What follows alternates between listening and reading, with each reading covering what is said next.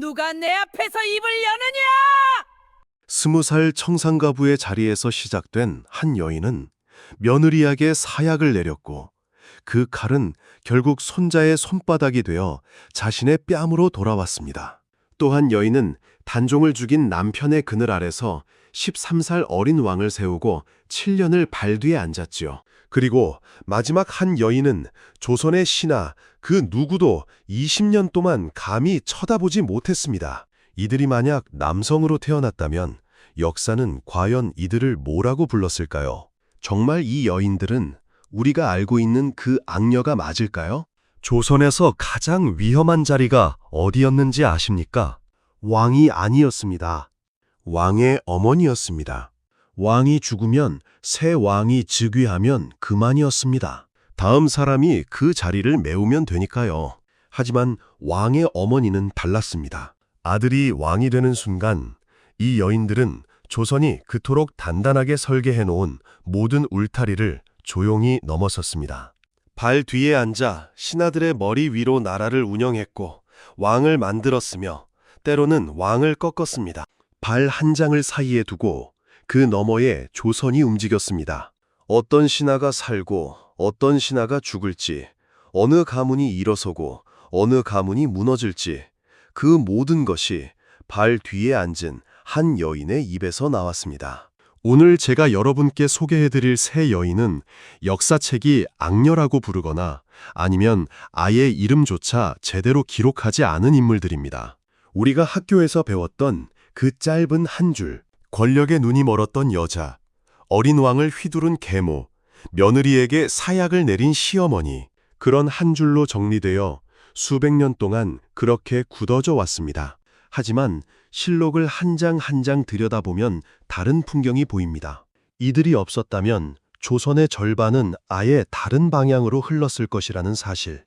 그리고 이들이 휘둘렀던 권력의 무게가 우리가 알던 그 가벼운 한 줄로는 도저히 담아낼 수 없는 묵직한 것이었다는 사실을요.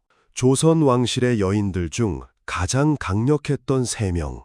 오늘 이 자리에서 3위부터 차례로 풀어드리겠습니다. 그리고 1위까지 다 들으시고 나면 여러분은 아마 이런 생각을 하게 되실 겁니다. 이 여인이 만약 남성으로 태어났다면 역사는 그녀를 뭐라고 불렀을까? 우리가 알고 있는 그 이름이 정말 그녀의 진짜 이름이 맞을까? 그런 생각이요.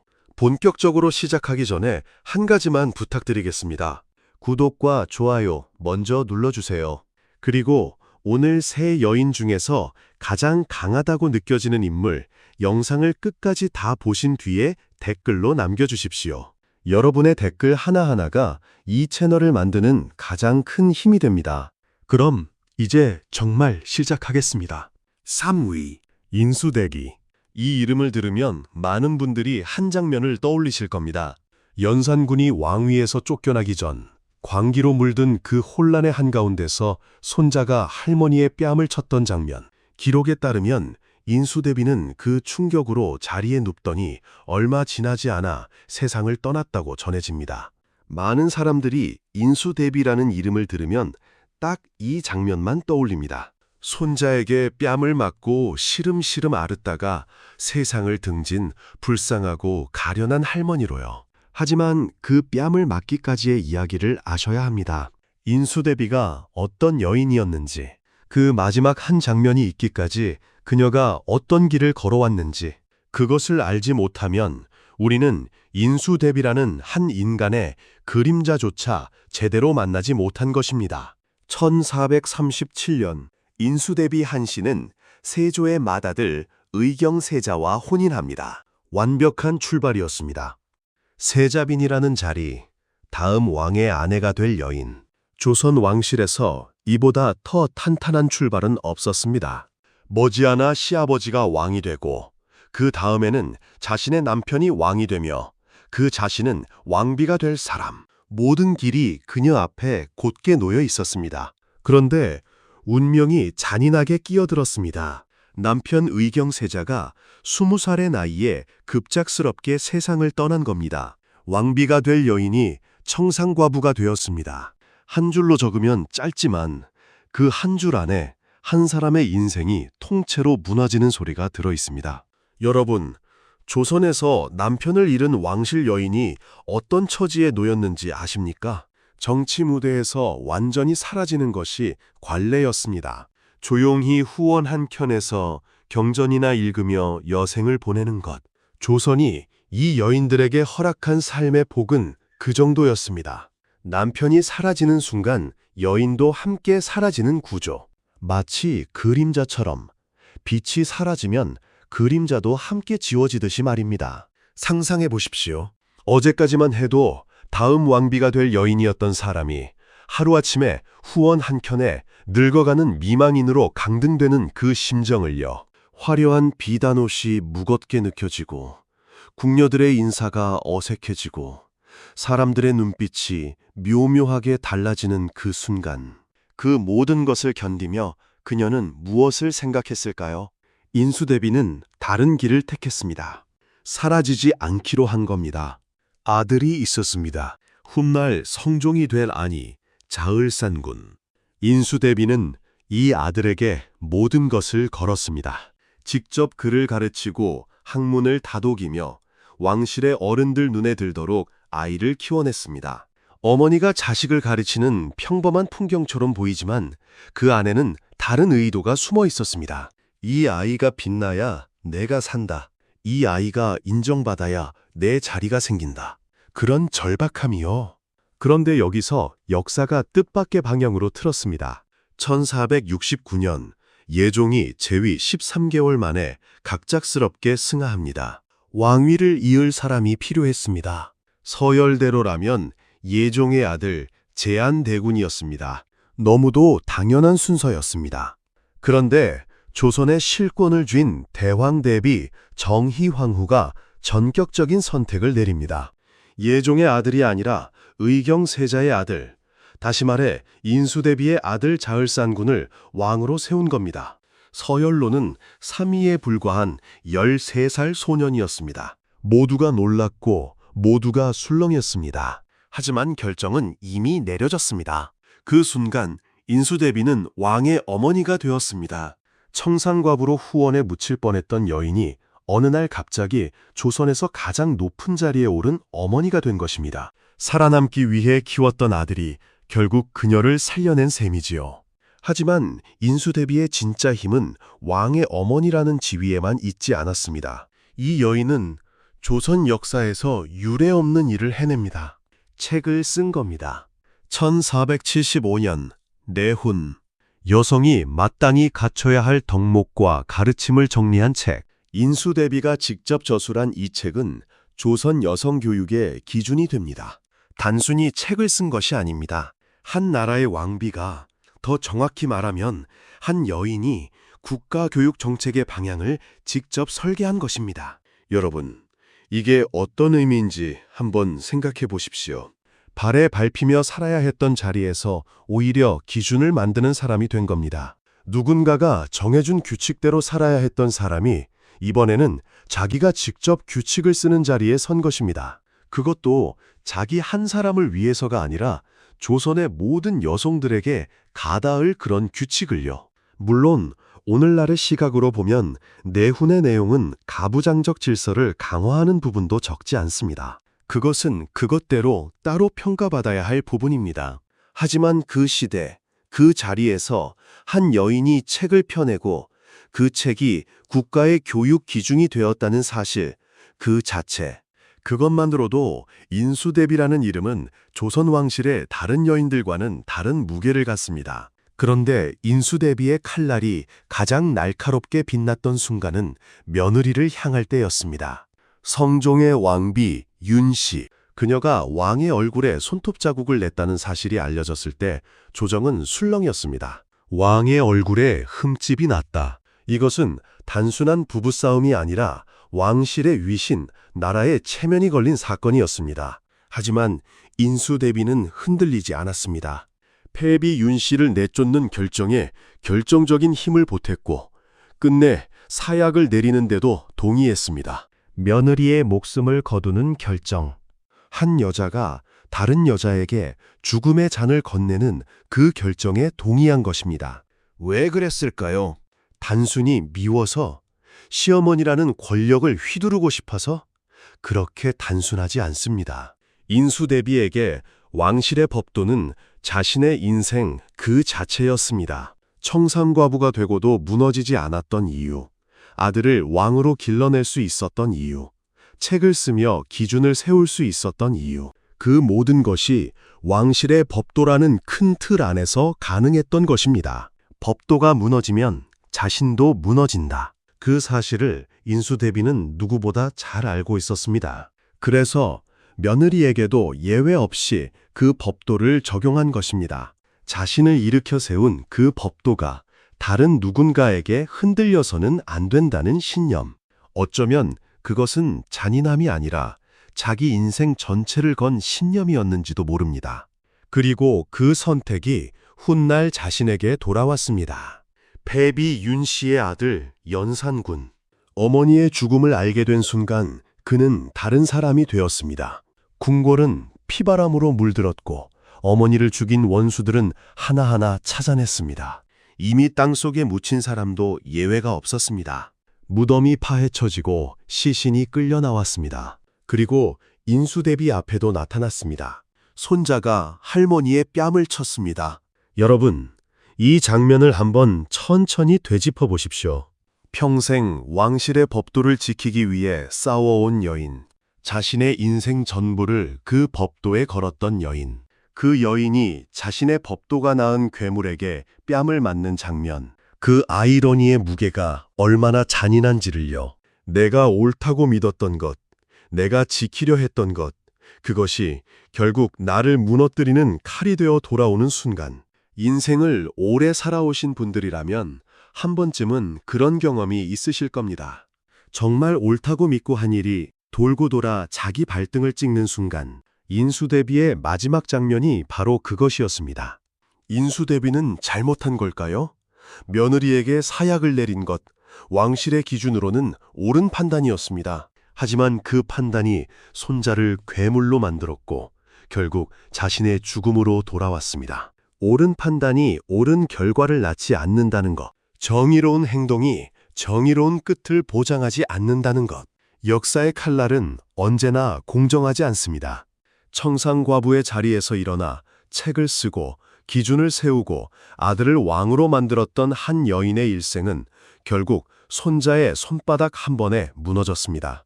그것이 인수대비의 이야기입니다. 인수대비가 3위입니다. 이제 2위로 넘어가겠습니다. 정희왕후, 조선 최초의 수렴청정. 이 한 줄만으로도 충분해 보입니다. 우리가 흔히 정희왕후를 떠올릴 때 기억하는 단 하나의 사실이 바로 이것이지요. 발 뒤에 앉은 최초의 여인.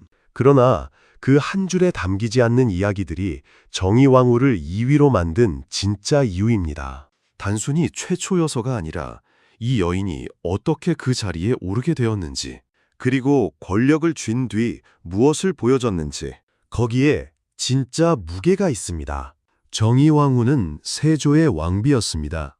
조카를 몰아내고 왕위를 빼앗은 남자, 단종을 유배 보내고 끝내 죽음으로 몰아넣은 그 세조의 아내. 이것 하나만으로도 정희왕후의 자리는 평생 그늘이 드리워질 운명이었습니다. 정통성 논란이라는 그늘, 도덕적 비난이라는 그늘, 남편이 만든 그늘 아래서 평생을 살아야 하는 자리. 야사에는 이런 이야기가 전해집니다. 계유정난 그 밤 수양대군이 흔들리고 있을 때 정희왕후가 직접 갑옷을 가져다 입혀줬다고 합니다. 거사를 망설이는 남편의 등을 떠민 것이 바로 아내였다는 이야기입니다. 물론 정사의 기록은 아닙니다. 야사라는 것은 늘 그렇듯 어디까지가 사실이고 어디까지가 후대의 상상인지 가늠하기 어렵습니다. 하지만 이 야사가 수백 년 동안 살아남아 전해진 데는 이유가 있습니다. 정희왕후의 담대함이 당대 사람들에게 그만큼 강렬하게 각인되어 있었다는 뜻이겠죠. 사람이 만들어내는 이야기는 결국 그 사람을 본 사람들의 마음에서 출발하는 것이니까요. 세조가 승하하고 예종이 즉위합니다.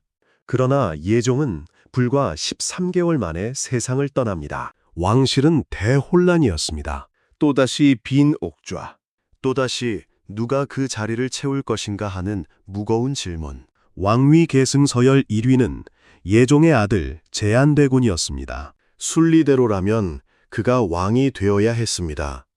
그런데 정의왕후는 서열 3위에 불과한 13살짜리 자을산군 훗날의 성종을 왕으로 낙점합니다. 왜 서열을 건너뛰었을까요? 기록은 제한대군이 어리고 몸이 약했기 때문이라고 말합니다. 명분상 그렇게 적혀 있습니다.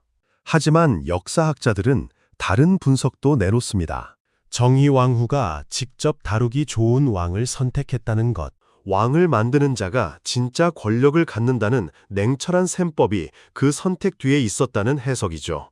여러분, 이 대목이 정희왕후라는 여인의 진면목을 보여주는 부분입니다. 14살짜리 어린 왕, 조선의 모든 신하들 위에 앉을 사람을 선택하는 그 결정. 그 결정을 내리는 것이 바로 자신이라는 사실. 정희왕후는 그 자리의 무게를 알고 있었고 그 자리에서 어떤 선택이 자신의 권력을 가장 오래 지속시킬지도 알고 있었습니다. 성종이 즉위하자 정의왕후는 수렴청정을 시작합니다. 조선 역사상 처음 있는 일이었습니다. 발 뒤에 앉아 어린 왕 대신 국정을 총괄했습니다. 그 기간이 7년입니다.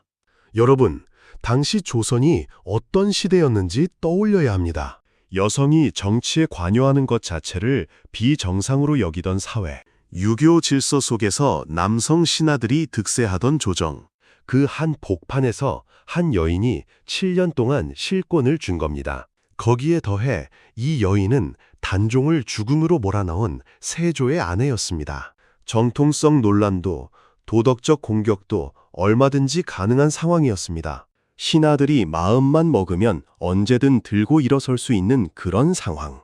너의 남편이 어린 왕을 죽여 그 자리를 빼앗았는데 이제 너까지 어린 왕의 등 뒤에서 나라를 흔들 셈이냐. 그런 비난이 언제 터져나와도 이상하지 않은 자리였습니다. 그런데 신하들은 반발하지 않았습니다. 이 사실이 얼마나 놀라운 일인지 한 번 더 생각해 보십시오.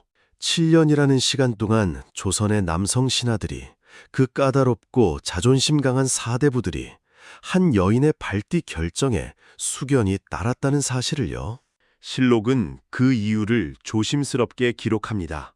정의왕후의 판단이 틀리지 않았다고, 국정의 큰 그림을 읽는 눈이 있었고 인재를 알아보는 안목이 있었으며 불필요한 충돌을 만들지 않았다고. 그녀는 위협으로 자리를 지킨 것이 아니라 실력으로 권위를 쌓았습니다. 위협으로 자리를 지키는 사람과 실력으로 권위를 쌓는 사람은 다릅니다. 위협은 잠시 사람을 따르게 하지만 결국 반발을 키웁니다. 실력은 천천히 사람을 설득시키고 결국 마음을 얻습니다. 정의왕후는 7년 동안 그 어려운 일을 해낸 것입니다. 그리고 정의왕후에게는 인수대비와 결정적으로 다른 덕목이 하나 있었습니다. 손을 놓을 줄 알았다는 것. 성종이 어느 정도 성장하자 정의왕후는 스스로 수렴청정을 거두고 물러납니다. 억지로 끌려 내려온 것이 아닙니다. 신하들이 더 이상 못 견디겠다고 들고 일어선 것도 아닙니다. 자신이 판단하기에 때가 되었다고 느꼈을 때 스스로 권력을 내려놓은 것입니다. 여러분, 이 부분이 정의왕후의 진짜 위대함입니다. 권력을 잡는 것보다 내려놓는 것이 더 어렵습니다. 살아오시면서 다 보셨을 겁니다. 어떤 자리에 앉으면 그 자리가 곧 내가 되어버리는 사람들, 그 자리에서 내려오는 순간 자신의 존재 자체가 사라질까봐 끝까지 손을 놓지 못하는 사람들. 회사에서도, 동네에서도, 집안에서도 우리는 그런 모습들을 무수히 봐왔습니다. 역사를 보면 그 사실이 더 확실하게 증명됩니다. 쥔 것을 놓지 못해 무너진 사람이 얼마나 많습니까? 더 가질 수 있을 때 멈추지 못해서, 더 누릴 수 있을 때 자제하지 못해서 결국 모든 것을 잃어버린 사람들. 그것이 권력의 가장 잔인한 본질입니다. 손을 놓는 순간 자신이 사라지는 것 같은 두려움. 그 두려움 앞에서 대부분의 사람들은 무너집니다. 정희왕후는 그 어려운 일을 스스로 택했습니다. 자신의 자리를 자신이 정리한 것입니다. 그것이 이 여인이 역사에서 유독 깔끔하게 기억되는 이유입니다. 인수대비가 며느리에게 칼을 겨눴다가 결국 자신이 베인 여인이라면 정의왕후는 칼을 뽑을 때와 칼집에 넣을 때를 모두 알았던 여인이었습니다. 인수대비는 끝까지 법도라는 칼을 손에서 놓지 못했고 그 칼에 자신이 베었습니다. 정의왕후는 권력이라는 칼을 7년 동안 쥐었다가 스스로 칼집에 넣고 떠났습니다. 같은 시대를 살았던 두 여인의 운명이 이렇게 다른 결말을 맞은 데에는 다 이유가 있는 것입니다. 정희왕후가 2위입니다. 이제 1위입니다. 문정왕후. 정의왕후가 7년 동안 수렴청정을 했다고 말씀드렸습니다. 조선 최초의 수렴청정. 그 7년이라는 시간이 얼마나 길고 얼마나 어려운 시간이었는지 앞에서 함께 살펴봤습니다. 2위는 20년입니다. 7년과 20년. 숫자만 보면 3배 가까이 차이가 나는 것이지만 권력의 시간은 단순한 산수가 아닙니다. 한 해를 더 쥐는 것이 그전 해보다 더 어렵습니다. 그리고 그 다음에는 또 더 어려워집니다. 시간이 흐를수록 적은 늘어나고 견제는 거세지며 자신의 한 치 앞도 보이지 않게 됩니다. 그 길을 20년 동안 걸어온 한 여인이 있었습니다. 문정왕후. 이 이름을 들으면 드라마 속 장면이 떠오르는 분들이 많으실 겁니다. 권력을 탐한 악녀, 의붓아들을 핍박한 계모, 불교에 빠진 왕실의 민폐. 그 이미지는 수백 년 동안 쌓여온 것입니다. 우리 어머니의 어머니 시절에도 그 어머니의 어머니 시절에도 문정왕후라는 이름은 그렇게 불려왔습니다. 하지만 오늘 저는 다른 각도에서 이야기하려 합니다. 문정왕후가 왜 그렇게 싸워야 했는지, 그리고 그 싸움이 실제로 얼마나 강력했는지를요. 그 싸움의 배경을 모르고 그저 결과만 보면 우리는 한 인간의 처절한 생존을 그저 악녀의 행패로 가볍게 치부해버리게 됩니다. 1517년 문정왕후 윤씨가 중종의 계비로 간택됩니다. 처음부터 불리한 출발이었습니다. 중종에게는 이미 전처소생의 아들이 있었습니다. 훗날의 인종입니다. 문정왕후가 아무리 아들을 낳아도 세자 자리는 인종의 것, 왕비가 되었지만 자신의 아들은 왕이 될 수 없는 구조 속에 던져진 것입니다. 여러분, 이 상황을 한번 깊이 생각해 보십시오. 조선 왕실에서 왕비의 지위는 아들의 신분과 직결됩니다. 내 아들이 왕이 되면 나는 왕의 어머니가 되고 내 아들이 왕이 되지 못하면 나의 자리도 서서히 지워집니다. 이것은 단순한 야욕의 문제가 아니었습니다. 생존의 문제였습니다. 여러분, 살아오시면서 한 번쯤 이런 자리에 서 보신 적이 있으실 겁니다. 내가 가만히 있으면 사라지고 마는 자리, 내가 움직이지 않으면 누구도 나를 봐주지 않는 자리, 그런 자리에서 가만히 미소만 짓고 살 수 있는 사람이 몇이나 되겠습니까? 문정왕후가 그 자리에 있었습니다. 더구나 자신만의 문제가 아니었습니다. 자신의 친전 가문 전체의 운명, 자신의 아들의 목숨, 그것이 모두 자신의 손에 달려 있었습니다. 만약 인종이 즉위하고 그 자식들이 대를 잇는다면 문정왕후의 아들은 평생 의붓형의 그늘에서 위태롭게 살아가야 했을 겁니다. 위태롭게라는 말도 사실 사치입니다. 왕위 계승 다툼에서 살아남은 왕의 형제들이 어떤 운명을 맞았는지 우리는 역사에서 너무도 많이 보아왔습니다. 그래서 문정왕후는 30년 가까이 싸웠습니다. 어떤 싸움이었을까요? 매일매일을 살얼음판처럼 걷는 싸움이었을 겁니다. 인종을 따르는 신하들의 시선 속에서, 자신을 견제하는 살림 세력의 압박 속에서 한 발 한 발이 절벽 위였던 시간이었습니다. 1544년 중종이 승하하고 인종이 즉위합니다. 그러나 인종은 불과 8개월 만에 세상을 떠납니다. 8개월입니다. 짧다면 짧고 길다면 긴 그 시간. 후대의 사람들은 인종의 죽음을 두고 여러 가지 추측들을 내놓았지만 정사의 기록은 인종이 병으로 세상을 떠났다는 사실만을 전합니다. 우리는 그 기록을 기준으로 이야기해야 합니다. 이때 문정왕후의 아들 경원대군이 왕위에 오릅니다. 바로 명종입니다. 명종의 나이는 12살이었습니다. 문정왕후의 수렴청정이 시작됩니다. 그리고 이 여인은 멈추지 않았습니다. 명종이 성장하고 친정을 할 나이가 되어도 문정왕후는 손을 놓지 않았습니다. 실록의 기록을 보면 명종이 직접 정사를 처리하는 자리에서도 중요한 결정은 대비 전의 의중에 따라 움직였다는 흔적이 곳곳에 남아 있습니다. 경황이 20년입니다. 없으시겠지만 드릴 말씀이 있습니다. 명종이 말씀하시지요. 장성한 이제는 성인 힘을 왕이 합쳐야 할 된 때입니다. 뒤에도 알겠습니다. 조선 조정의 실질적인 무게중심은 문정왕후에게 있었습니다. 여기서 정희왕후와 문정왕후의 결정적 차이가 드러납니다. 정희왕후는 때가 되었다 싶을 때 스스로 발을 거두고 물러났습니다. 문정왕후는 때가 와도 또 와도 또 와도 발을 거두지 않았습니다. 발 뒤에 그 자리에 끝까지 앉아 있었습니다. 왜 그랬을까요? 단순히 권력에 눈이 멀어서, 자리에 욕심이 있어서, 그것만으로 설명할 수 있는 일일까요? 저는 이렇게 보고 싶습니다. 30년 가까이 살아남기 위해 싸워온 여인이 한 번 손에 쥔 그 권력을 쉽게 놓을 수가 없었던 겁니다. 손을 놓는 순간 그동안 자신을 미워했던 모든 세력들이 어떻게 돌아올지 너무나 잘 알고 있었기 때문입니다. 정희왕후는 자신과 자신의 친정에 적이 별로 없었습니다. 문정왕후는 달랐습니다. 30년 동안 자신을 끌어내리려 했던 사람들이 줄을 서 있는 상황이었습니다.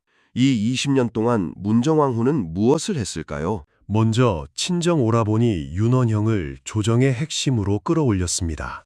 자기 사람을 자기 곁에 두는 것, 권력자라면 누구나 하는 일입니다. 반대파는 을사사화로 쓸어냈습니다.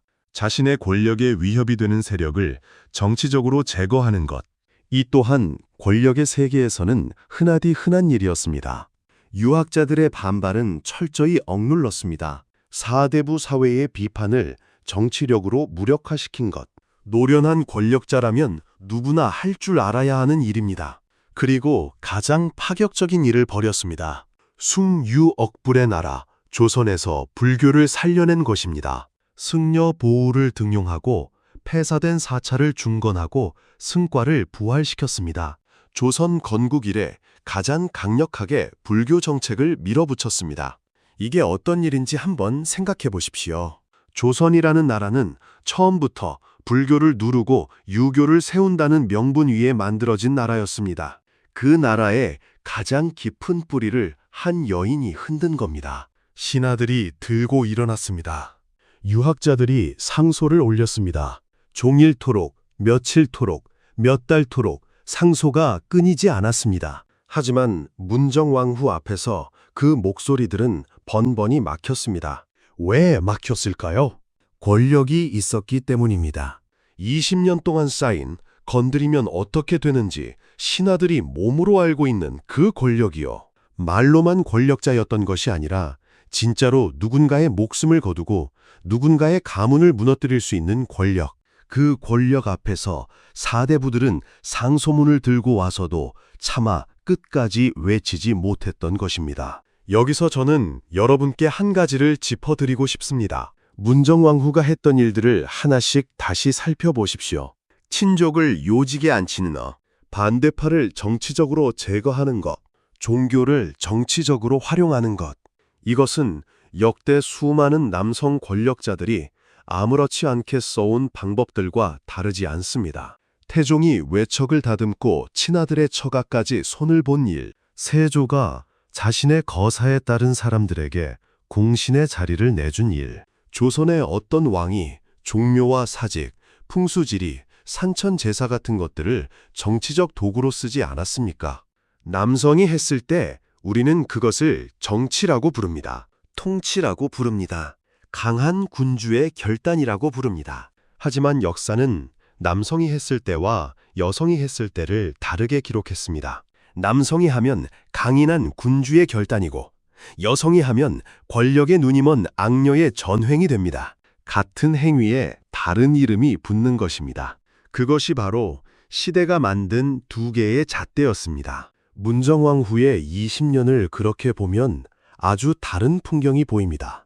30년 가까이 살아남기 위해 싸워서 권력을 얻었고 그 권력을 누구보다 능숙하게 운용했습니다. 시대가 허락하지 않은 능력이 왕비라는 좁은 통로를 통해 분출된 것입니다. 만약 문정왕후가 남자였다면 친정의 인재들을 조정에 끌어들인 것은 인재 등용이 되었을 겁니다. 반대파를 숙청한 것은 전국 안정이 되었을 겁니다. 불교를 다시 일으킨 것은 종교 정책의 새로운 시도가 되었을 겁니다. 그리고 그 모든 것을 20년 동안 흔들림 없이 끌고 간 사실은 통치의 안정성이라는 이름으로 후대 교과서에 실렸을지도 모릅니다. 하지만 그녀는 여자였습니다. 그래서 같은 행위가 다른 이름으로 기록되었습니다. 1565년 문정왕후가 65세의 나이로 세상을 떠납니다. 그녀가 눈을 감는 순간 조정의 공기가 달라졌습니다. 억눌렸던 반발이 한꺼번에 터졌고 보우는 처형당했으며 윤원형은 유배지에서 쓸쓸히 생을 마쳤습니다. 문정왕후가 세운 것들이 그녀의 죽음과 함께 하나씩 무너졌습니다. 여기서 우리는 또 하나의 사실을 봅니다. 그녀가 세운 모든 것들이 그녀의 부재와 함께 무너졌다는 것은 뒤집어 말하면 그 모든 것이 오직 그녀라는 한 사람의 무게로 지탱되고 있었다는 뜻입니다. 그녀가 만든 시스템이 아니라 그녀 자신이 곧 시스템이었던 것입니다. 그래서 그녀가 사라지자 모든 것이 흔적도 없이 흩어진 것입니다. 어떤 사람들은 이것을 두고 그녀의 정치가 그만큼 토대가 약했다고 비판할 수도 있습니다. 그것도 일리 있는 평가입니다. 하지만 다른 시선으로 보면 한 여인의 무게로 20년 동안 한 나라를 떠받쳤다는 사실, 그 자체가 얼마나 압도적이었는지를 보여주는 증거이기도 합니다. 딱 하나만큼은 부정할 수 없는 사실이 있습니다. 그녀가 살아있는 20년 동안 아무도 건드리지 못했다는 것. 조선 500년 역사에서 이만큼 오랜 시간, 이만큼 강력하게 실권을 유지한 사람은 남성을 통틀어도 손에 꼽습니다. 세종이 32년을 다스렸다고 하지만 그 안에서도 신하들과의 끊임없는 줄다리기가 있었습니다. 영조가 52년을 재위했지만 자신의 아들을 뒤주에 가두는 비극을 막지 못했습니다. 그 누구도 자신이 살아있는 동안 누구의 견제도 받지 않고 절대적인 의지를 관철시킬 수는 없었습니다. 그런데 문정왕후는 20년을 그렇게 살았습니다. 자신의 의지가 곧 조선의 의지였던 시간, 자신이 안 된다고 하면 그것은 끝나는 것이었고 자신이 된다고 하면 그것은 시작되는 것이었던 시간. 그것이 20년이었습니다. 문정왕후, 그녀가 1위입니다. 오늘 세 여인의 이야기를 하면서 저는 내내 이 질문이 머릿속을 떠나지 않았습니다. 이들이 남성으로 태어났다면 역사는 뭐라고 불렀을까요? 정희왕후는 명제상으로 기록되었을 겁니다. 어린 군주를 7년 동안 보좌하며 흔들리던 왕실을 안정시키고 때가 되자 미련 없이 자리를 떠난 사람. 그 자리에서 욕심을 부리지 않고 깨끗하게 물러난 사람. 만약 남성이었다면 우리는 그를 두고 시대가 낳은 명신이라고 부르며 사당을 짓고 비석을 세웠을지도 모릅니다. 인수대비는 원칙을 지킨 강직한 군주로 남았을지 모릅니다. 청상과부의 자리에서 일어나 왕실의 법도를 다시 세우고 책을 펴내 국가의 교육 방향을 잡은 사람. 자기 가족이라 해도 법도 앞에서는 예외를 두지 않았던 사람. 만약 남성이었다면 그는 강직하고 청렴한 임금의 사례로 후대의 모범이 되었을지도 모릅니다. 그리고 문정왕후는 아마 세종이나 태종의 버금가는 강인한 임금으로 교과서에 실렸을 겁니다. 30년 가까이 정적들 사이에서 살아남았고 한 번 권좌에 오른 뒤에는 20년 동안 그 누구의 도전도 허락하지 않았던 사람. 자신만의 정책 방향을 끝까지 밀어붙였던 사람. 그가 만약 남성이었다면 우리는 그를 강력한 군주의 표본으로 기억했을지도 모릅니다. 하지만 이들은 여성으로 태어났고 왕비라는 자리에 놓였습니다. 조선이 허락한 권력의 통로는 좁고 구불구불했습니다. 정문은 모두 남성에게만 열려 있었고 이들에게는 오직 발 뒤에 작은 통로 하나만이 허락되었습니다. 그 좁은 통로를 뚫고 나온 힘, 뺨을 맞으면서도 무너지지 않았던 인수대비, 마지막 그 한 장면이 너무 강렬해서 우리는 그녀의 일생 전체를 그 한 장면으로만 기억합니다. 하지만 그녀는 청산과부의 자리에서 시작해 한 나라의 교육 기준을 세운 여인이었습니다. 7년을 쥐고 스스로 내려놓은 정의왕후. 권력을 잡는 것보다 내려놓는 것이 더 어렵다는 것을 그녀는 몸으로 보여주었습니다. 손을 놓을 때를 안다는 것.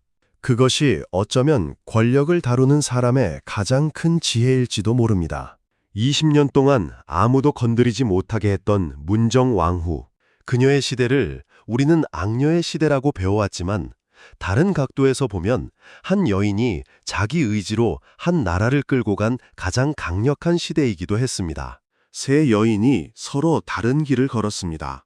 서로 다른 무기를 들었고 서로 다른 방식으로 무너졌으며 서로 다른 흔적을 남겼습니다. 하지만 한 가지는 모두 같았습니다. 좁고 구불구불한 통로 안에서 그 시대가 정해준 자리에 머물지 않았다는 것. 역사의 기록은 결국 이긴 자, 살아남은 자, 그리고 붓을 쥔 자의 것입니다. 그리고 조선의 붓은 거의 항상 남성의 손에 쥐어져 있었습니다.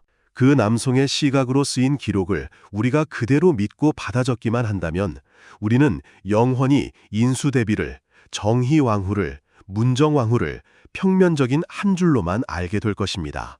오늘 이 영상이 그 한 줄을 넘어 그 너머에 살았던 한 사람 한 사람의 인생을 다시 바라보는 작은 계기가 되었으면 좋겠습니다. 어쩌면 우리 어머니의 어머니, 그 어머니의 어머니들도 비슷한 자리에서 비슷한 싸움을 해왔을지 모릅니다. 좁은 통로를 뚫고 자기 자리를 만들고 그렇게 한 가족과 한 마을을 지켜냈던 우리 윗대 여인들. 그분들의 모습이 이 세 여인의 그림자 속에 어딘가 겹쳐 있을지도 모릅니다. 이 세 여인의 삶에서 가장 마음에 걸리는 장면은 무엇이었습니까? 손자에게 뺨을 맞고 자리에 누운 인수대비의 그 마지막이었습니까? 7년을 쥐고 스스로 발을 거두고 떠난 정의왕후의 뒷모습이었습니까? 20년 동안 아무도 자신을 건드리지 못하게 했던 문정왕후의 그 단단한 권자였습니까? 댓글로 자유롭게 이야기해 주세요. 순위가 다르게 느껴지신 분도, 3명 중 1명이 특별히 기억에 남으신 분도 모두 써주세요. 하나하나 읽겠습니다. 여러분의 댓글이 다음 영상에 가장 큰 힘이 됩니다.